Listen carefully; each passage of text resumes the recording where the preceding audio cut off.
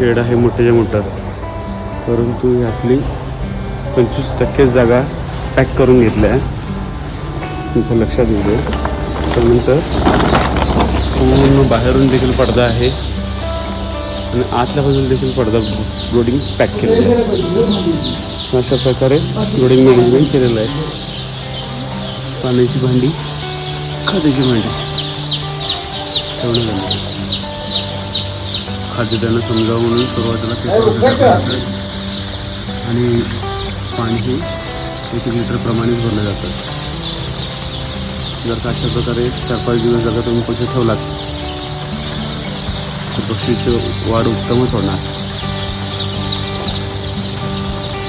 पहिले 2 दिवस पेपर ठेवायचा आणि त्यांचा पेपर काढून टाकायचा.